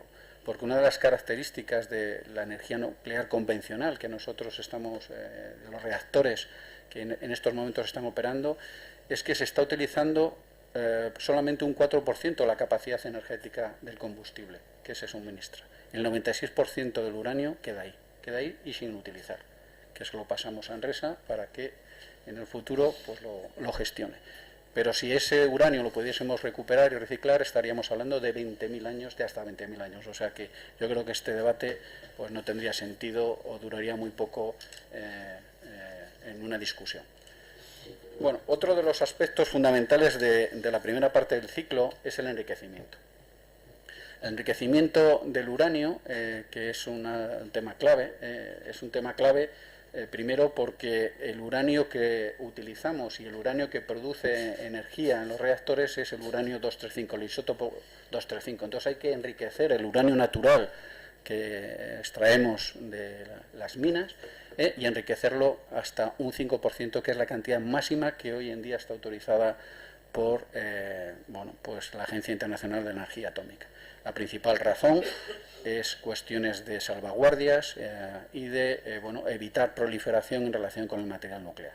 Y eso es lo que limita enormemente una de las características de la energía nuclear, del aprovechamiento y del rendimiento de la energía nuclear, es ese 5%. Pero bueno, es algo que todos conocemos, asumimos y sabemos que ese 5% nos limita. Bueno, el enriquecimiento hasta ahora, la tecnología que ha dominado el enriquecimiento ha sido la de difusión gaseosa. Desde hace una serie de años se ha impuesto la centrifugación y ahora prácticamente vivimos en un mundo de centrifugadoras. Todas las empresas que se dedican a suministrar, o la mayoría, digo porque hay algunas pequeñas que hacen suministros locales a países nacionales que enriquecen para ellos mismos, pero casi todo es centrifugación. Y si veis en el nivel de precios o el nivel de costes, la evolución de los precios digamos desde el inicio de la difusión hasta la centrifugación que hoy estamos de forma masiva utilizando, pues prácticamente ha variado de $160 la unidad técnica de separación, que es la unidad que se utiliza para medir la capacidad de enriquecimiento, hasta los 80, 90, que eran los precios que hemos manejado en los últimos años. Ahora los precios todavía han ido más a la baja. Estamos hablando de casi del orden de 50 a $60 la unidad técnica de separación. Bueno, de nuevo es el precio más bajo que se ha conocido en la historia y que ayuda en este aspecto a la difusión de la energía nuclear, primero a que haya combustible, a que haya uranio y a que tenga un precio muy competitivo. Bueno, vamos a pasar a un aspecto un poco más tecnológico, aunque evidentemente en todo lo anterior la tecnología juega un papel muy relevante. Los precios no han sido casualidad, sino los precios están ligados al desarrollo tecnológico. En el mundo de combustible vamos a vivir una revolución. Hasta ahora siempre hablábamos de evolución tecnológica del combustible. Bueno, yo creo que el accidente de Fukushima, una de las causas que ha tenido, es que en concreto la industria americana, que yo creo que es la que lidera evidentemente este tipo de desarrollos y sobre todo con los fondos que recibe del gobierno americano para impulsar y hacer desarrollo tecnológico, ha apostado porque se desarrolle un combustible. Bueno, aquí presento muy brevemente, lógicamente, el combustible que está desarrollando Westinghouse, que es nuestro socio tecnológico, y que este desarrollo está apoyado por la industria nuclear americana. Es uno de los objetivos que se ha marcado la industria nuclear americana y con fondos americanos del gobierno, del Departamento de Energía americano. del orden de momento del orden de 50 millones de dólares, que me imagino que irán subiendo a lo largo del tiempo. Bueno, esto lo que va a suponer es una revolución y fundamentalmente por dos conceptos. El primero es superar esa barrera del 5% en el enriquecimiento, que digamos que se va a conseguir no porque aumentemos el enriquecimiento, que eso parece que va a largo plazo y no es fácil que la Agencia de Energía Atómica permita un incremento en los próximos años. Yo creo que eso pues lo vamos a ver a bastante largo plazo. Pero una de las maneras de conseguirlo es que haya mucho más uranio, digamos, en la matriz, en la pastilla que llamamos, que forma parte del elemento combustible, que es la que lleva uranio. Entonces, con este diseño, fundamentalmente, está basado en un material cerámico como el actual que teníamos ahora, que son óxidos de uranio, pero en vez de ser óxidos de uranio, lo que están desarrollando son unas matrices de siliciuro de uranio. Y eso permite aumentar el contenido de uranio del orden de un 20%. Y ese 20% es lo que va a permitir que los ciclos de operación sean más largos y de alguna manera sería un equivalente a un aumento del enriquecimiento del uranio. Y luego el otro componente que es muy importante es el material de vaina. El material de vaina que hasta ahora en los últimos años, pues yo creo que en los últimos 20 años lo que ha habido es una pequeña evolución de los materiales de vaina. Lo que vamos a pasar es del óxido de circonio, el circaloy, que ha sido el material y que es hoy en día el material estándar en la industria nuclear, a materiales cerámicos, a composites, que son los que pues están en otras industrias, se han incorporado de forma bastante sencilla. En la industria nuclear el tema es mucho más complicado, y es mucho más complicado por los tiempos. Ahí en ese diagrama de tiempos lo único que quería hacer ver es que ya se están probando, ya hay barras y elementos combustibles de demostración que se están ensayando, primero en reactores experimentales, después van a pasar a reactores en operación, y se prevé que la primera recarga con este tipo de combustible, que es muy avanzado y que, bueno, pues sus características, aparte de las económicas, que va a permitir una optimización del ciclo, es que va a permitir eliminar muchos de los sistemas de seguridad que hoy en día tienen las centrales nucleares, y lo va a permitir que se eliminen porque no son necesarios. Es un combustible mucho más seguro, y es un combustible que se ha diseñado, el propio nombre lo dice, Accident Tolerant Fuel. Es un combustible que sea tolerante a los accidentes. Un accidente como el de Fukushima, este combustible lo hubiera soportado sin mayores problemas. Bueno, pues si veis aquí estamos hablando del orden de 20 años, desde que se materializó las primeras ideas, las primeras investigaciones, hasta que veamos la primera recarga de combustible, que estará alrededor del 2020 y algo. Pues son periodos de maduraciones larguísimos. Bueno, y ahora me vais a permitir que hable un poquito de ENUSA, muy poco, porque me imagino que ya tengo poco tiempo, pero quería hacer hincapié en dos cosas que esta mañana ha salido bastante en otros ponentes, y es la digitalización. ENUSA yo creo que es una empresa típica, primero por la cantidad de dinero que dedica al I+D+I. Estamos próximos este año pues del orden de casi un 10% de nuestros ingresos están dedicados al I+D+I. ¿Y por qué? Porque, en primer lugar, creemos que la tecnología es un aspecto clave, primero en esta industria nuclear. Ha sido muy tecnológica desde su origen y su concepción, y va a seguir siendo tecnológica si queremos que sobreviva. Y luego, cómo toda la digitalización del mundo digital está afectando, evidentemente, a esta industria como a otras. Quizás en una menor medida, en una ralentización con respecto pues a lo que hemos visto esta mañana, cómo se está aplicando en ciclos combinados o incluso hasta en el carbón. En la industria nuclear, como está muy regulada, y está muy regulada porque hay un organismo regulador que controla todo este tipo de innovaciones, de modificaciones y de aplicaciones de estos conceptos, pero es una realidad que existe, es una realidad que está ahí. Y en caso concreto de ENUSA, que tiene una fábrica de combustible, estamos evidentemente afectados, inmersos en una transformación digital que no solamente nos va a afectar a nosotros, que va a afectar a toda la industria y que va a afectar al modelo de negocio que existe hoy en día alrededor de la energía nuclear.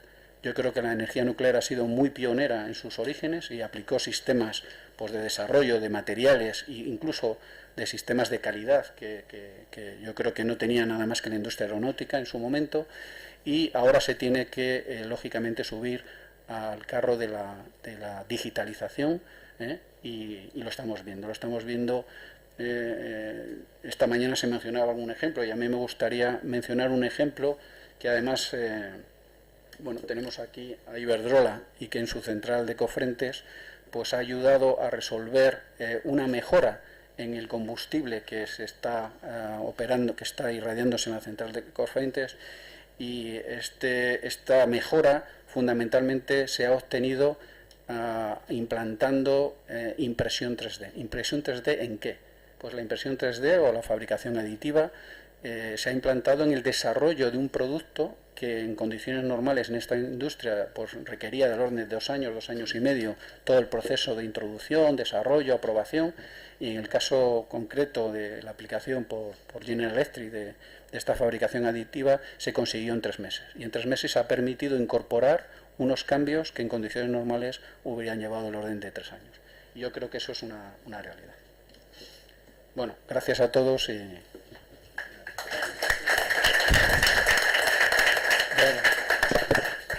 Muchas gracias, Roberto. Vamos a pasar ahora al próximo ponente, Paco López o Francisco López de Iberdrola, que lo conocéis todos aquí, es ingeniero del ICAI, lleva en Iberdrola desde el 82, ¿no? Ha sido director de la central de Cofrentes, de la división nuclear de Iberdrola Ingeniería, y ahora es director general de energía nuclear del grupo Iberdrola.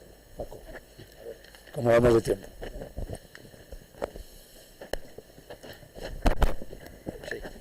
Buenos días, muchas gracias Arcadio, Eloy, por invitarnos a esta jornada, también por dedicar un amplio tiempo a la energía nuclear, cosa que se agradece, y a este panel tan amplio que hoy tenemos la oportunidad de debatir. Voy a tratar de reforzar algunos de los mensajes que se han dado y sobre todo de no repetirlos, y también de ajustarme al tiempo, como me pide el presidente. Como saben ustedes, o como sabéis, Iberdrola promueve la total descarbonización de la generación de energía eléctrica en 2050 y de la manera más vigorosa que nos sea posible. En ese sentido, para nosotros la energía nuclear o las centrales nucleares son clave, porque son las que nos van a permitir hacer esa transición energética. Y bueno, iremos viendo en qué medida las podemos mantener operativas. Creemos, como se ha dicho aquí, que están totalmente preparadas para operar a largo plazo, pero nuestro objetivo es que esta tecnología nos permita ese objetivo más amplio y, como decíamos, más global de la descarbonización completa de la producción de energía eléctrica. Empiezo diciendo que como empresa que lleva operando y construyendo centrales nucleares desde los 70, creemos que la promesa que hizo la energía nuclear sigue estando vigente, que es suministrar energía con el máximo nivel de seguridad, fiabilidad, energía competitiva y libre de emisiones.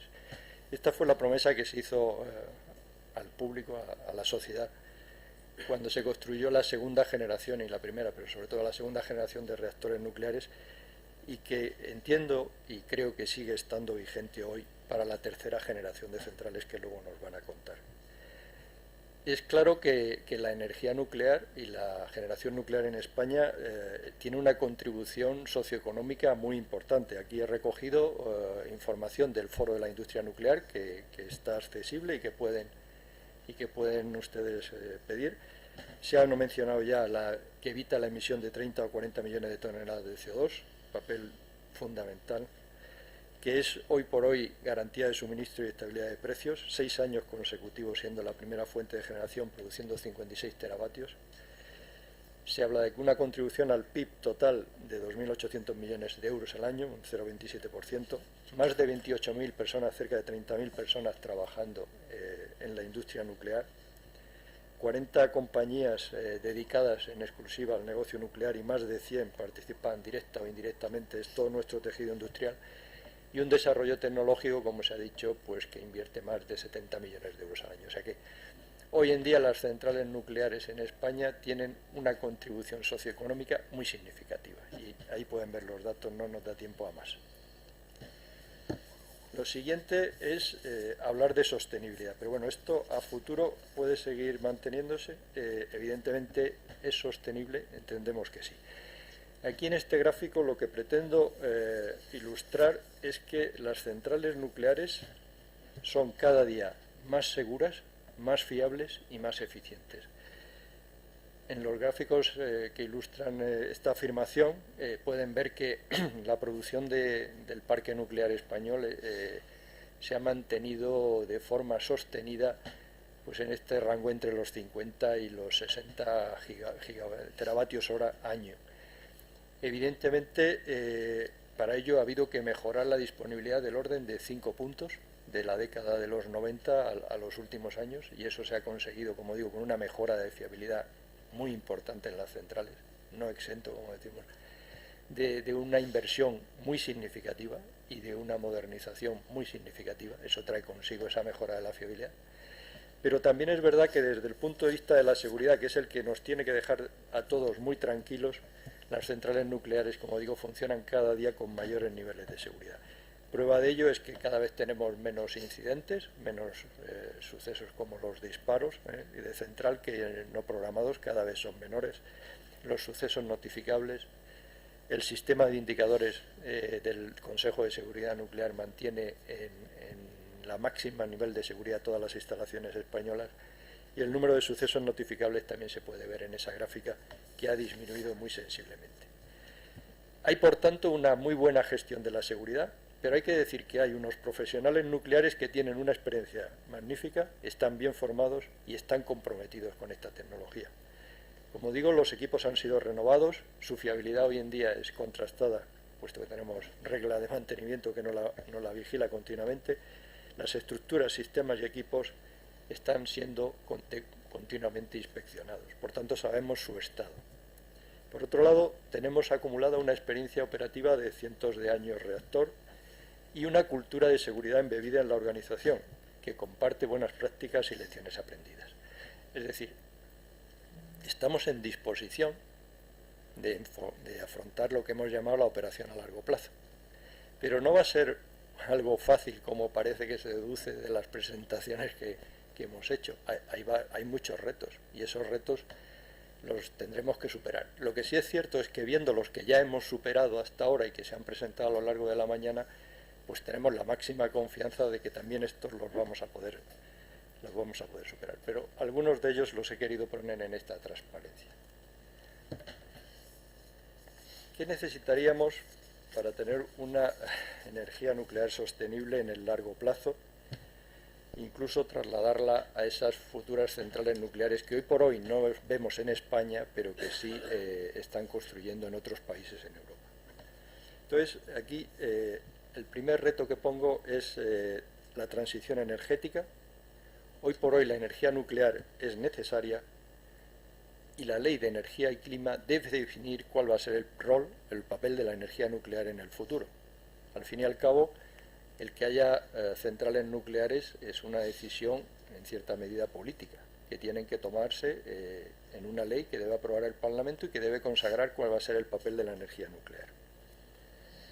Seguridad de suministro, estabilidad de precios, objetivos medioambientales son nuestra carta de presentación, pero también es verdad que necesitamos una viabilidad económica, de forma que esas centrales puedan ir siendo sustituidas, pero de una manera ordenada, por centrales renovables.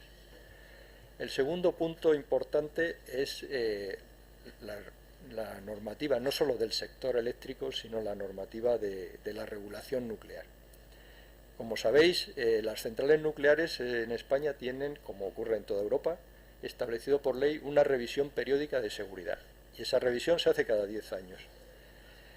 ¿Qué ocurre? Pues que, al igual que ocurre con la tecnología, la seguridad cada año tiene que ser más exigente, y esta revisión periódica de seguridad pues vamos a hacerla en los próximos años pues con una nueva regulación, con una regulación que en cierta medida es mucho más prescriptiva y detallada, que toma como fuente diversos organismos. Es decir, hoy en día están regulando no solo la OIEA y los países de origen de la tecnología, sino la Unión Europea, por supuesto también el Consejo de Seguridad Nuclear, y que establece para esta operación a largo plazo dos temas importantes. Hemos visto uno en la presentación de hoy, que es la gestión del envejecimiento, nos lo han presentado a la mañana.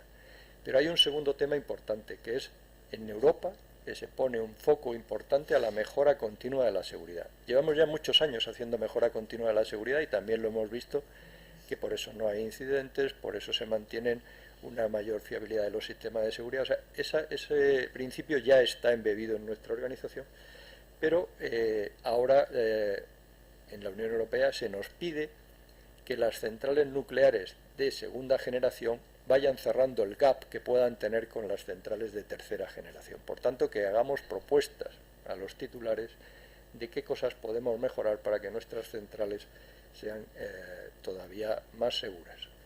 Ahí lo que es imprescindible es que nosotros, como operadores, lo que en todo caso vamos a buscar es no incrementar el riesgo de la operación de las centrales, y que las centrales tienen que analizarse de toda su seguridad desde un punto de vista holístico, es decir, no podemos ir sistema por sistema, función por función, hay que verlo porque hay tantas mejoras propuestas que unas y otras podrían entorpecerse. Entonces vamos a buscar un enfoque integral. Y en cualquier caso, es importante que todos sepamos que el responsable de la seguridad nuclear es en primer término el titular, el operador de la central, por tanto el que tiene que hacer esas propuestas, y así es reconocido en la Unión Europea.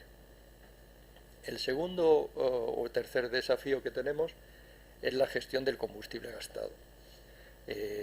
Se nos ha presentado que hay un plan a nivel nacional, el Plan General de Residuos Radioactivos, que establece un camino para llegar a la gestión definitiva de ese combustible, pero tenemos que cumplir con múltiples directivas de seguridad, tanto europeas como de la propia regulación nacional, que transponen esas directivas y que además tienen nuestras propias normativas. La estrategia del ATC y del AGP, que ya está consagrada en el sexto plan de residuos radioactivos, tenemos que llevarlo a término y por tanto tenemos que tomar decisiones. Como se nos ha dicho hoy en día, la primera prioridad es el ATC, que es el almacenamiento intermedio, pero tenemos que saber cuál es el proyecto final, y tenemos sobre todo tener una estrategia completa, una estrategia que considere todos los riesgos y todos los factores y que nos lleve a optimizar el coste total de la gestión. ¿Cuánto nos costará la gestión completa del combustible gastado? Y yo creo que eso es importante para saber pues el futuro de esta tecnología, cuánto lo vamos a poder mantener, que debe ser el máximo posible. Y por último está la propia rentabilidad del sector. Es decir, lógicamente, de todo lo que acabo de decir, lo que se deduce es más inversión, más investigación, más gasto. Por tanto, hay que generar los recursos para hacer frente a todo eso. Y hoy por hoy, pues como todos saben, porque es notorio, pues la tecnología nuclear se enfrenta a una fiscalidad que creemos que es bastante discriminatoria. Prácticamente, como saben, el 40% de los ingresos en nuestro caso se dirige a impuestos y tasas. Por tanto, estas cuatro realidades hay que resolverlas y creo que son fundamentales, y creo que como industria nuclear somos capaces de resolverla. Entonces, bueno, pues son los retos que tenemos para el futuro. Y ya por último, de cara a esas nuevas centrales nucleares, que sí que serían la verdadera operación a largo plazo, mucho más allá, pues hay que ver unas cuestiones que hoy por hoy son incuestionables o incontestables, como decíamos. Y una es que hoy en día la decisión de tener centrales nucleares sí o no es específica de cada país. No es una decisión a nivel europeo, es de cada país y hay que tomarla. Segundo, que la licencia de una nueva central es específica de cada país y hoy por hoy no va a hacerse una licencia, por mucho que lo digamos, salvo que cambiemos las leyes, los organismos reguladores tienen que cumplir la legislación de ese país y le piden que hagan una licencia de esa central, y no va a ser posible utilizar reactores AP1000 licenciados en Estados Unidos. No va a ser posible en España, pero tampoco en el Reino Unido ni en otro sitio. Por tanto, esto está ahí y para las generaciones que tenemos ya en marcha no hemos sido capaces de resolverlo. Por otro lado, tenemos el tema de la competitividad de las nuevas centrales en los mercados liberalizados. Pues el dato que están dando de Hinkley Point para terminar la construcción de casi 20.000 millones de euros, pues es una cifra muy respetable y que realmente en un mercado liberalizado no vemos el encaje. Por tanto, hay que hacer un gran esfuerzo desde el punto de vista tecnológico. Aquí tenemos a Westinghouse y nos puede ilustrar, pero desde el punto de vista también de toda la industria, ¿no? Hoy no tenemos aquí arriba a nadie tenemos al combustible, pero me refiero a la industria, pues lo que sería la cadena de suministro, ¿no? Los componentes, el tema de las ingenierías, etcétera, porque como sabéis, los nuevos proyectos nucleares han necesitado reconstruir toda la cadena de suministro y además hay que cambiar el modelo de vigilancia porque ha habido sucesos como los que hemos todos leído en la prensa de forjas y otra serie de temas que requieren mucha supervisión. Por tanto, es un reto de cara a futuro tener una muy buena cadena de suministro, como creo que se tuvo en el pasado, y reforzar pues la cultura de las empresas para evitar esos problemas de suministro. Por tanto, bueno, buscando reactores nucleares renovables, pues se nos ha presentado esta mañana los Smart Modular Reactor. Podríamos estar a tiempo de tener un reactor que ya fuera licenciado en otro país y se instalara sin prácticamente ningún requisito, aprovechando la experiencia operativa. Quizá llegáramos para los Smart Modular Reactor, no llegamos para la generación 3. Si queremos tener un futuro de más largo plazo de la operación, realmente tenemos mucho trabajo que hacer. Pues nada más, muchas gracias.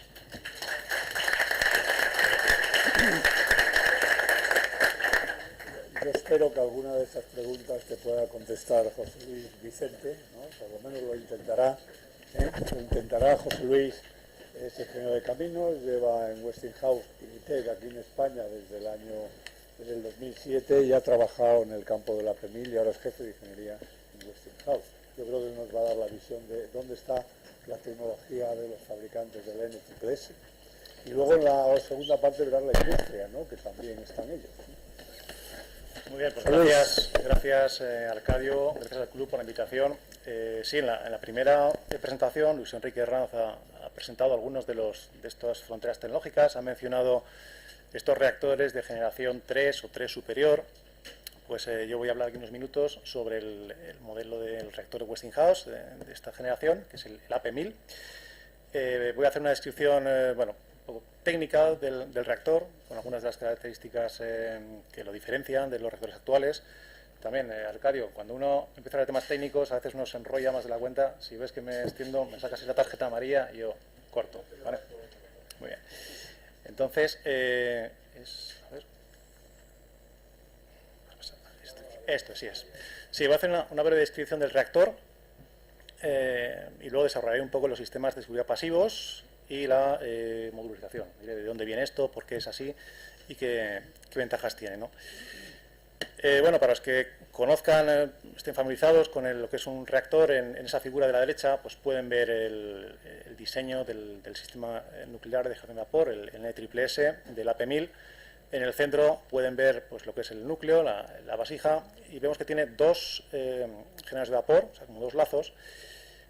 Sin embargo, ven también que hay tres ramas que van de la vasija a los reactores, a los generadores, perdón. Entonces la rama central es la rama caliente y luego tiene pues dos ramas frías de retorno. Algunos serán de menos las bombas. Bueno, pues las bombas están encapsuladas, son unos bultitos que se ven debajo del generador de vapor, ¿no? Entonces, para los que conozcan también ya estos diseños, bueno, pueden ver la comparativa con un reactor, un PV tradicional. En este caso es uno de 4 lazos, pues de 3 o de 2. Ahí pues se ve la vasija en el centro y cada lazo tiene su propio generador y su propia bomba, ¿no? Entonces vemos que es un poquito diferente.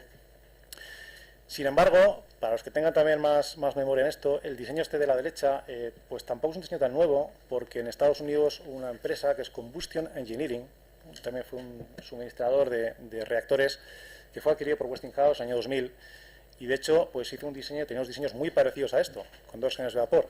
De hecho en Estados Unidos hay pues 10 o 12 centrales con este diseño, la de Palo Verde, por ejemplo, que es una de las más grandes, pues son ya muy...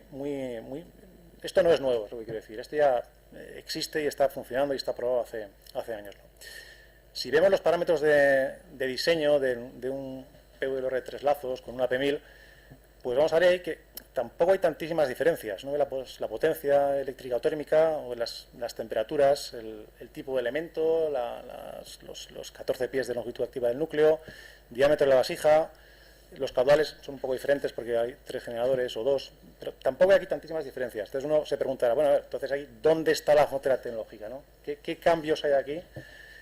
Pues para que esto se justifique como que es una nueva generación de reactores. Bueno, las cosas no surgen de la nada y aquí pues también a mí me da un poco de envidia cuando hablan de planes que se hace un diseño nuevo, antes han dicho, no sé, en 2 años o en 3 años, lo que sea. Aquí la cantidad de años que cuesta avanzar a veces en algunas, o en este sector. A finales de los 80, en Estados Unidos, pues se hizo un plan estratégico para lo que se llama el renacimiento nuclear. Estamos hablando de eso, finales de los 80. Fue una iniciativa de las compañías eléctricas, coordinados por el EPRI, y sí que tuvo el apoyo del Departamento de Energía y de la NRC, que es muy importante, como veremos. Y el objetivo de esto era pues preparar las bases para un renacimiento nuclear.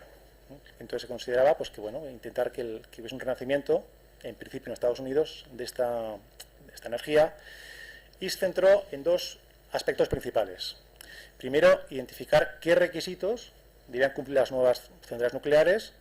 Para eso se creó, pues se preparó un documento de Advanced Light Water Reactor. Estos son documentos que están vivos, digamos, han tenido sucesivas revisiones y que identificaban esos requisitos.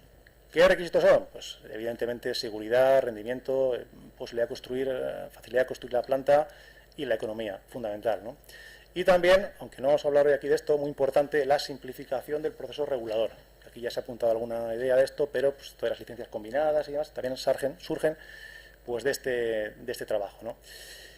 Hubo varios frutos de aquel trabajo y uno de ellos, pues el de Westinghouse, ha sido el AP1000, que es un reactor AP1000, o sea, la A es de avanzado, P de pasivo y 1000 es la potencia eléctrica. Y de esos requisitos o de esas características yo voy a centrarme en 2, podríamos hablar de muchas, pero yo creo que son 2 que pueden ser un poco las más ilustrativas y para explicar así en unos minutos creo que pueden ser interesantes. Uno de mejora de la seguridad, que es apoyándose en lo que es seguridad pasiva, y segundo, pues reducción del plazo de construcción, o sea, intentar acortar en la medida posible los plazos tan largos que tenemos en la actualidad para construir centrales, y en este caso la solución propuesta fue la modularización. Entonces voy a dedicar unos 5 minutos a hablar de cada uno de ellos. El AP1000 se obtuvo de la certificación de la NRC en el año 2006 y en la actualidad, pues bueno, no hay ninguno que esté terminado, pero tenemos algunos que casi. Eso también lo explicaremos, ¿no? Bueno, sistemas de seguridad pasiva. Pues bueno, el fundamento de estos sistemas es que, bueno, pues todos los sistemas de clase nuclear estén basados en procesos pasivos.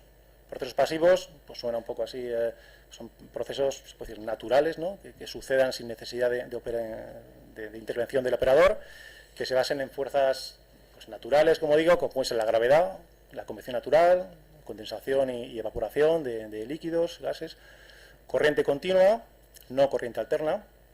Alguno dirá, ¿por qué corriente continua sí y corriente alterna no? Pues porque corriente continua, la energía eléctrica la podemos almacenar en una batería, y lo que es el proceso de descarga de una batería es un proceso pasivo, que sin intervención externa pues podemos ya obtener ahí suministro eléctrico, ¿no? Entonces, no tenemos, para los sistemas clase, no hay dependencia de corriente alterna. O sea, en la AP1000 no hay ni una bomba, ni un ventilador, ni que vayan con corriente alterna, sistemas de seguridad, estoy diciendo. Gases a presión, esto tampoco es nuevo, los acumuladores ahora pues ya conocéis que tienen también una burbuja de nitrógeno, que es un sistema de seguridad.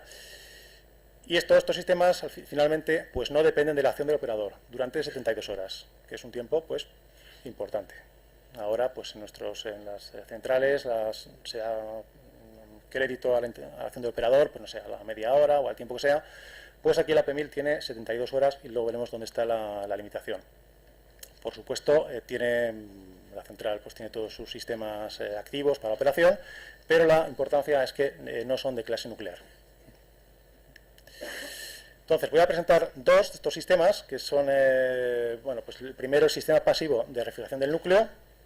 En caso de emergencia, pues es necesario refrigerar el núcleo tras un suceso de base de diseño, un accidente. Para eso, una primera diferencia es que el tanque de agua de recarga, que en general en las centrales está situado fuera del edificio de contención, aquí se lleva dentro de la contención. O sea, el agua de recarga no hay que traerla a la contención, porque ya está dentro de la contención. Existe un tanque que está situado a una elevación superior a lo que es la vasija, o sea, del reactor. Ya imaginamos aquí, pues es la gravedad la que luego me va a ayudar aquí a refrigerar el reactor, ¿no? Y para la evacuación del calor residual, dentro de ese tanque de agua de recarga voy a tener un intercambiador pasivo y pues se va a producir una circulación y por tanto una refrigeración por diferencia de densidad. Por simple diferencia de densidad del agua se va a producir una circulación y una refrigeración. También en el evento de inyección de seguridad, en el caso de LOCA, pues tenemos también unos tanques de aporte que también están situados por encima de la elevación de la vasija y por gravedad mantienen el núcleo cubierto. Tenemos unos acumuladores y también el tanque de agua recarga que también puede puede descargar hacia el núcleo, ¿no? Entonces en esta figurita se puede ver un poco mejor tal vez. Entonces ven en un nivel inferior la vasija. En un nivel superior, en color verde, sería este tanque de agua de recarga interno, y ven cómo está marcado en rojo y en azul lo que sería el circuito que, pues por circulación natural directamente refrigeraría el núcleo. Entonces, de esa manera, pues solamente abriendo dos valvulitas que se ven ahí señaladas, conseguiría refrigerar el núcleo de manera pasiva. Alguna apuntará con razón, bueno, pero bien, ese tanque, por muy grande que sea, tiene una capacidad limitada de absorber calor. Entonces, irá elevando la temperatura, se alcanzará la ebullición y entonces tendría la atmósfera de la contención pues con vapor y bueno, entonces el problema que tenía en el núcleo lo he transferido de alguna manera a la atmósfera de la contención. Exactamente. Entonces, el segundo sistema del que tenemos que hablar ahora es cómo vamos a refrigerar la contención. Entonces, en la P1000 tiene una contención metálica, son 2 pulgadas de espesor. Está separada del muro de blindaje del reactor. En las centrales, bueno, estamos acostumbrados a tener una contención de hormigón armado, pretensado, con un liner interno que está pegado a la contención. Aquí no es el caso. O sea, aquí, digamos que la chapa de la contención está separada físicamente de 1 metro, creo que son 3 pies, de lo que es el muro del reactor, de protección del reactor. ¿Para qué? Pues para permitir la transferencia y la ventilación de la contención por los dos lados.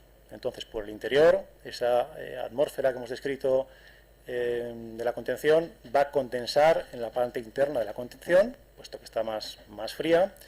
Se va a producir una conducción de calor a través de la propia contención y por la parte externa vamos a tener una refrigeración natural. Entonces ven también ahí en la figura, no se ve demasiado bien, se ven ahí unas flechitas blancas por la parte externa que se produce una circulación natural que refrigera la contención y sale por la parte de arriba, que es una especie de chimenea, digamos, ¿no?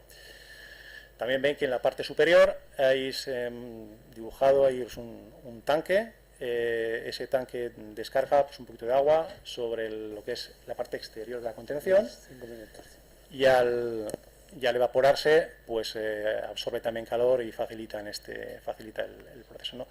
Todo es pasivo. De hecho, la limitación de las 72 horas viene por la capacidad de ese tanque superior. A las 72 horas ese tanque se queda vacío y bueno, pues tenemos 72 horas para rellenarlo, ¿no? Entonces aquí se ve también cómo el calor pasa pues, del interior de la contención al exterior y luego se produce pues, un flujo natural que lo refrigera.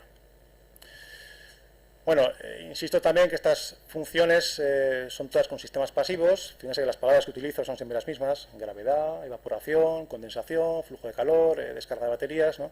No obstante, pues bueno, obviamente pues el reactor cuenta con sistemas activos, pues tiene su sistema de evacuación de calor residual, refrigeración de la piscina de combustible gastado, agua de componentes, tiene también su diésel de emergencia, pero importante, todos estos no son necesarios para las funciones de seguridad. Por tanto, los criterios de diseño, de utilización, operaciones, que son ya más criterios de operación, digamos, que no regulatorios, ¿no? Y termino hablando de lo que es la modularización. Es un palabrejo un poco así raro, pero bueno, yo creo que se entiende un poco lo que se quiere decir. El objetivo es acortar el periodo de construcción de la central, que es pues, uno de los problemas que hay. En muchos años pues, pueden pasar muchas cosas, hay riesgos. Entonces, cuando uno hace una inversión, pues no quiere tener que esperar muchos años a empezar a ver los frutos. Y la idea es que pues, la mayor parte de los componentes en sentido amplio, sean modularizados y fabricados en taller de manera paralela en el tiempo a lo que son los trabajos en el emplazamiento. Entonces aquí se ve en la figurita esta, se ve que en la rama de abajo pues vemos según van la preparación del emplazamiento, excavaciones, obra civil, hormigonado, pues por arriba hay gente que al mismo tiempo ya está empezando a preparar módulos, preparando estructuras, preparando sistemas para que luego en la central sea pues rápido su ensamblaje, ¿no? Entonces aquí vemos a nivel de su módulo, pues este en la de la izquierda es un forjado de una estructura mixta, en la derecha es un muro también de una estructura mixta que se hacen en taller. Estos módulos se pueden fabricar en principio en cualquier taller, se pueden transportar a emplazamiento.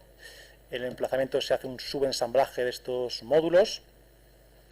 Este que vemos aquí en las figuras es el módulo CA20, tengo especial cariño porque esta es la ingeniería de detalle, la hicimos aquí en Madrid.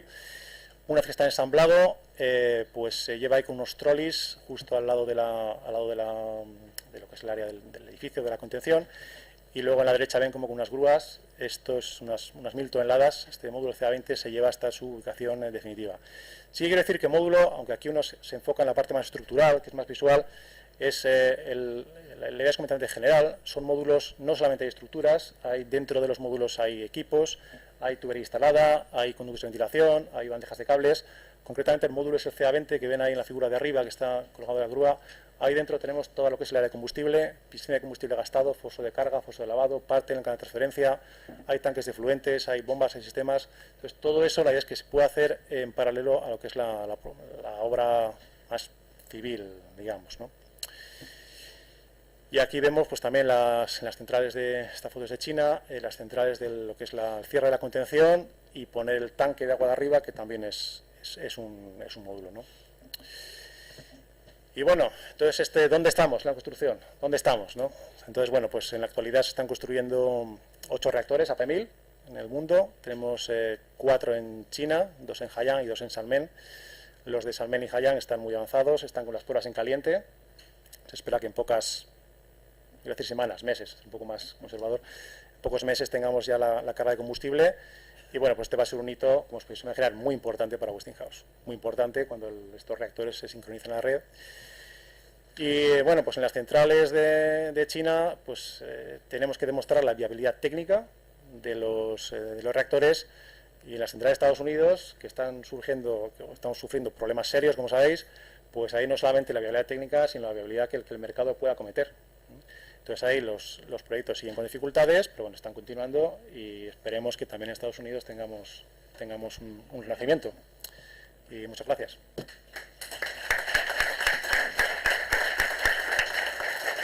Bueno, muy bien, como habéis visto hemos dado un repaso aquí todos estos señores a la investigación, a la parte del ciclo de residuos, a la parte también del combustible, a los dos operadores, ¿no? Con qué retos hay aquí al próximo y al futuro para ampliar la vida y para que los SMR serán en el futuro.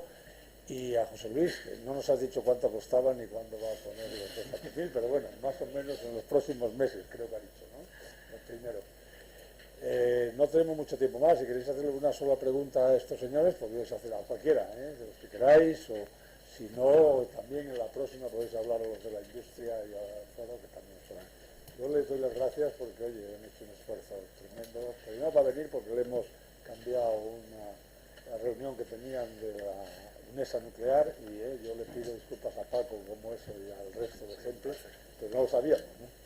Y nada más. Muchas gracias a todos ellos. Un aplauso para todos.